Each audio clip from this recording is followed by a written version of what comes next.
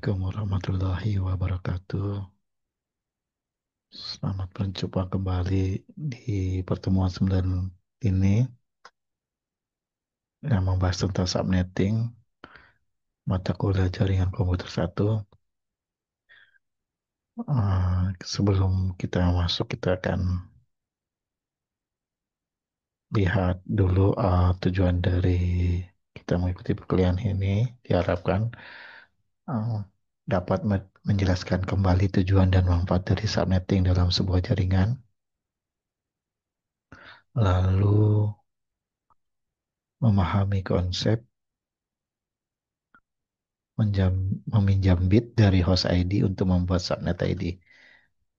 Yang ketiga, dapat menghitung jumlah subnet dan jumlah host yang valid per subnet berdasarkan netmax dan CIDR, lalu menganalisis sebuah alamat IP address dan netmax untuk menentukan network ID, broadcast ID, dan range IP host yang valid. Lalu yang terakhir, dapat merancang skema pengalamatan API sederhana menggunakan subnetting berdasarkan studi kasus yang nanti akan kita coba pelajari. Di IP address ini, subnetting ini kita masih di tahap layer 3. Kalau kita mengambil dari OC layer, itu di layer network. Di sini ada dijelaskan pengelamatan logis dan routing, yaitu IP addressing di sini ada ya.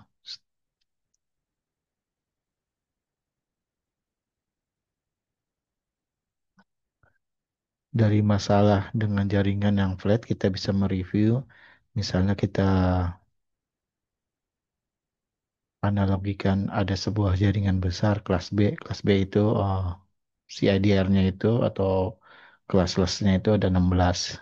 Contohnya ya, di mana kelas B itu terdiri dari 65.534 host. Nah, dari sini kalau dipangkatkan 2 pangkat 16 diambil 2, di mana di 2 ini adalah IP untuk broadcast dan untuk network. Satu lagi, jadi ada 2 yang harus disediakan di setiap subnet.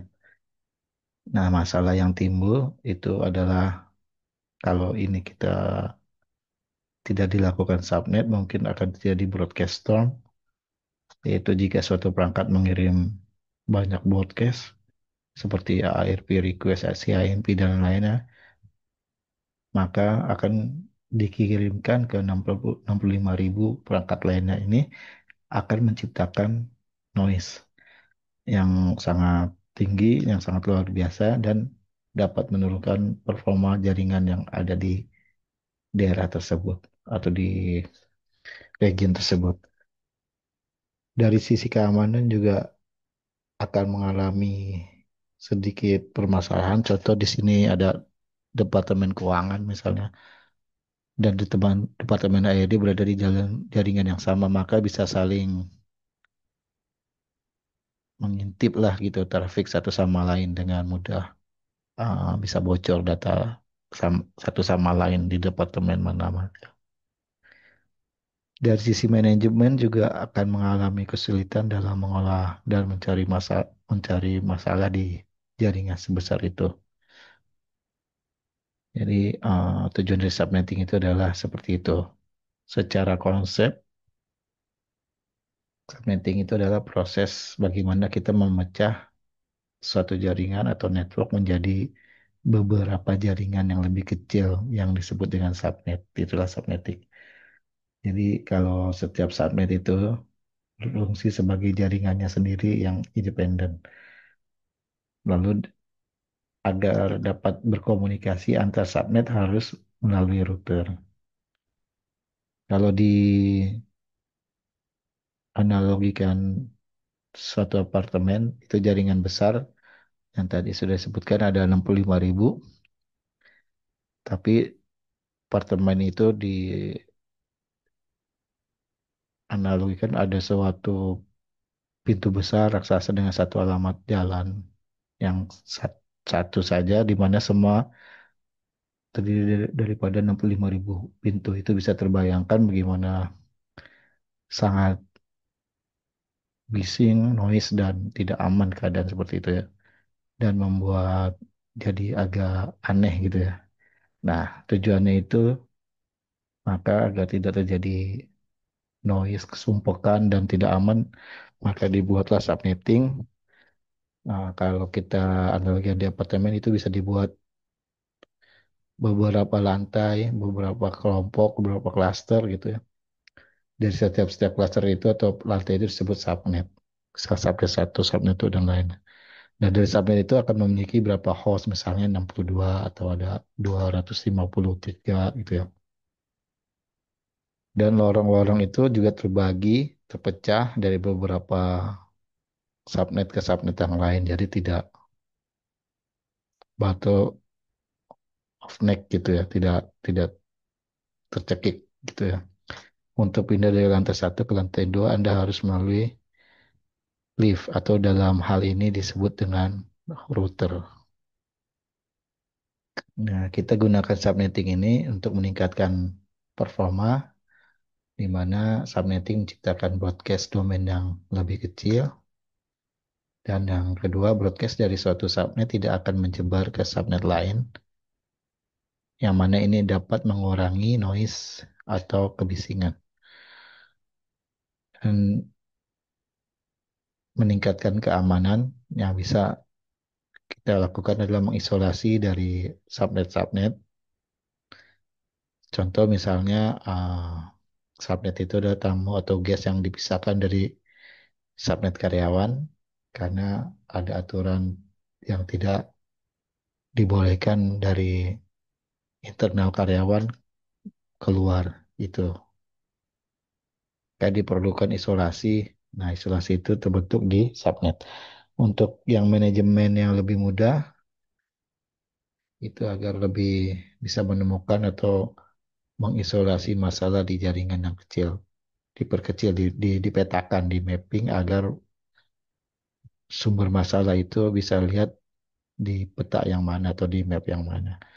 Dan dapat mengefisiensi alamat IP karena tidak semua IP address 65.000 host itu akan kita gunakan, makanya kita akan membuat beberapa yang diperlukan saja hostnya. Lalu konsep kunci itu kita kan ada namanya meminjam bit atau borrow bit gitu ya. Yang itu adalah subnetting bekerja dengan cara mengubah alamat IP, lalu struktur awal sebelum subnetting, misalnya network ID sisi kiri, host ID sisi kanan itu ada beberapa. Lalu cara kerja dalam subnet ID itu adalah dapat meminjam beberapa bit dari bagian host ID dan menjadikan bagian dari network ID. Dari situ kita akan dari situ maka akan terbentuklah struktur baru setelah di subnetting, yaitu network ID, subnetwork ID, host ID. Nah, bagian network ID dan subnetwork ID ini secara kolektif menjadi network prefix yang baru dan lebih panjang. Nah, untuk lebih jelasnya bisa dilihat dari tabel di sini yang harus kalian hafalkan. Di sini ada beberapa kolom CID air. Yang pertama, CID atau class list. Jadi class listnya itu ada berapa? Misalnya 24. Nah, ini dia subnet max-nya. Subnet max ini bisa, kalau 24 itu, ini kayak rumus ya, pasti rumus pasti gitu ya. Jadi bisa dipelajari di sini. Nah, nbit subnetnya di sini 68. Ya, jumlah host validnya ada, misalnya kalau yang 0 itu ada 255 dikurangin 2 ya, jadi 254 ya. 256 jadi 254. Yang 2 itu adalah yang tadi sudah dijelaskan, ada IP broadcast dan IP network. Nah, kalau di CIDR 25 ini kan kita bisa lihat itu ada 25 itu ada 28 subnet masknya. Hostnya itu ada yang bisa dipinjamkan ada satu. Nah, itu ada berapa host? Ada 7. Dan jumlah host validnya ada 126 dan block size ada 128. Nah, 24 ini adalah yang saya dari paling atas itu adalah sebelum kita lakukan subnetting. Biasanya defaultnya ada 24. Kalau kalian bisa lihat misalnya IP address /24 itu berarti belum dipinjamkan. Kalau sudah dipinjamkan, biasanya berubah tidak 24 jadinya 25 atau 26 dan seterusnya. Tergantung dari IP yang dipinjamkan. Nah, masalah yang selanjutnya adalah contoh kasus ini berdasarkan kebutuhan subnet. Misalnya di Universitas X memiliki jaringan 192.168.10.0/24 ini si ADR 24 ya. Satu jaringan dengan 25 host yang sesuai dengan di sini ya. Karena jumlah hostnya 25. Lalu universitas ini ingin membaginya untuk 4 fakultas. Yang dibutuhkan ada 4 subnet terpisah. Nah, langkah yang pertama kita buatkan dulu bit N-nya pinjaman. Kita butuh 4 subnet. Hostnya berarti 2N lebih besar sama dengan 4. Nah, jika N, N ini adalah subnet, bit subnet kalau H itu adalah bit host ya. Nah, kalau seperti ini, kalau misalnya 2 pangkat 1, 25, CADR 24 gitu ya, akan kurang, makanya dibutuhkan 2 pangkat 4. Sini, subnetnya cukup. Jadi kita meminjam 2 bit, yang netmask lama 24, dijadikan baru itu 24 tambah N jadi 2. Nah, netmask desimal barunya adalah 255,3 ya, 3 kali, titik 192. Nah, seperti ini. 192 ya. Sudah ada. Kalau tabel ini sudah pasti ya. Ini untuk kelas C. Nah, dari sini kita bisa lihat ada langkah selanjutnya adalah tentukan kita kan ingin mau empat subnet seperti ini. Jadi host lama, host 4 itu kan kita sudah lihat di CID 26 itu ada 6 host dan 2 subnet yang dipinjam ya. Jadi seperti kurang lebih ini ya. Kalau host lama itu kan 8, host baru 6. Jadi jumlah host per subnet ada 62. Coba kita lihat tabel. Jumlah host per subnet adalah 62. Jadi sudah valid ya tabel tersebut. Jadi kita bisa tentukan block size atau lompatan subnet. Nah, block size adalah cara mudah mencari network ID yang berikutnya. Contoh misalnya 256 octet sudah termasuk netmask terakhir, di mana block size yang per blok. Jadi di blok-blok itu ada 256 sama 196. Jadi eh, kelipatan 64 seperti itu. Berarti network ID itu apa melompat setiap 64, 0, 64, 128 dan seterusnya gitu ya. Jadi bisa dipecah jadi misalnya jaringan yang tadi yang lama CIDR 24 ini dipecah menjadi 4 subnet. Jadi CIDR 26 karena tadi pinjam 2 karena butuhnya 8 dari 4 subnet ya. Nah, jadi terbentuklah subnet satu itu untuk fakultas teknik. Misalnya IP-nya misalnya 192.168.10.1 sampai 62. Nah, broadcast-nya 63 dan dimulai lagi fakultas ekonomi subnet 2 itu mulainya 64 sampai 65 sampai 126 gitu ya. Lalu broadcast IP 199. Lalu selanjutnya 126, broadcastnya adalah 127, dan network ID dari subnet 3 untuk fakultas hukum 128 belakangnya. Dimulai lagi range host valid yang bisa digunakan 129 sampai 190. terus sampai Fakultas Sastra atau subnet 4.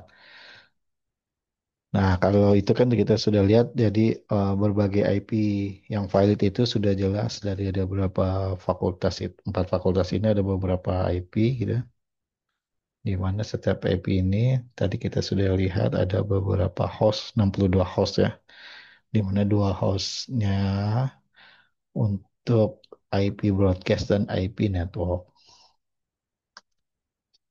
Nah, kan diambil dua. Nah, seperti kasus selanjutnya lah, berdasarkan kebutuhan host. Tadi kan berdasarkan kebutuhan dari subnet, sekarang kita kebutuhan berdasarkan host. Misalnya perusahaan Y memiliki jaringan 172.20.0.0. CIDR 16 ini B ya, jatuhnya B. Nah, mereka perlu membuat subnet baru untuk divisi marketing yang membutuhkan minimal 500 host per subnet, per divisi gitu ya. Dalam ini divisi marketing. Maka tentukan hostnya gitu, atau bit sisa untuk host. Itu, jadi H itu kan H itu kan bit sisa untuk host. Jadi yang dibutuhkan 500 host, berarti rumusnya 2 bit host diambil 2 lebih kecil sama dengan 500. Jadi eh, di mana bit hostnya itu ada 8 untuk STDR 16, berarti 2 pangkat 8 diambil 2, hasilnya 254. Ternyata masih kurang, kita kalau dari CIDR 16 kita tambahkan lagi dipinjam jadi yang hostnya 9. Kalau hostnya 9 itu 2 pangkat 9 diambil 2. Dan itu hostnya ada 510. Jadi bit host yang 9 itu cocok untuk kebutuhan host yang 500 host. Karena ada 510 host. Jadi kita harus menyisakan bit hostnya itu sama dengan 9 bit untuk host. Nah, langkah selanjutnya, langkah kedua adalah tentukan netmax barunya. Dari total bit dalam alamat IP tadi kan ada 32. Karena bit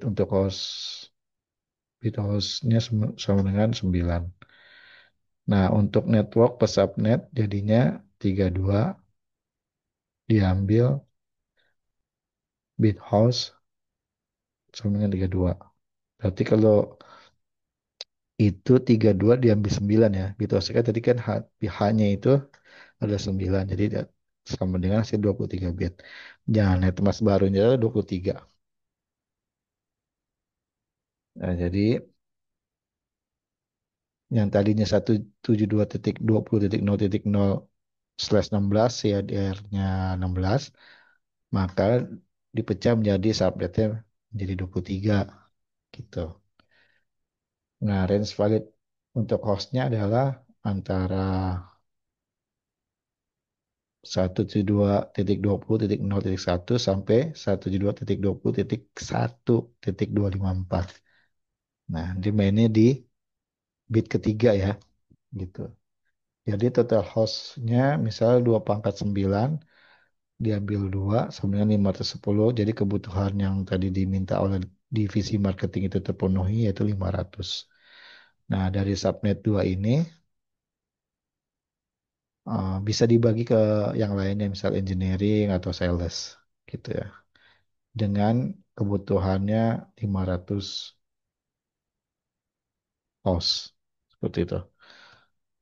Nah, dari sini kita bisa pelajari lagi bagaimana kita bisa menggunakan variable length subnet max-nya itu. Dan itu atau VLSM. Nah, ini VLSM ini ada beberapa subnet dengan ukuran yang sama, bisa semua 62 host. Nah, masalahnya itu bagaimana jika departemen A hanya butuh 50 host, misalnya departemen B butuhnya beda 20 host, dan departemen C juga hanya 2 misalnya gitu. Nah, ini kita tidak bisa disamaratakan seperti yang kita lihat tadi. dibikin CADR. Nah, kalau tidak bisa dengan CADR, bisa menggunakan VLCM. Itu tergantung dari kebutuhan host dari masing-masing divisi. Seperti itu. Jadi tidak membuang banyak IP. Nah, VLCM inilah atau Variable Length Subnet Max inilah yang kita gunakan. Nah, misalnya ada berapa teknik yang kita subnetkan sebuah subnet. Misalnya kita ambil subnet besarnya, misalnya 26 ya, slash 26 itu untuk departemen A, slash 26 lainnya untuk departemen B yang terdiri dari 30 host, dan yang dua host untuk departemen C. Jadi tekniknya itu bisa diganti, kita pinjam IP atau borrow IP ya namanya tadi. Subnetnya itu jadi 27. Seperti itu ya. Jadi kalau variable length subnet max itu ada tekniknya sendiri. Tergantung dari host yang dibutuhkan atau tergantung dari subnet yang dibutuhkan dari setiap divisi. Nah, ini ada beberapa tugas. Ya, silakan. Mungkin itu saja yang bisa disampaikan. Sekian dari saya. Assalamualaikum warahmatullahi wabarakatuh.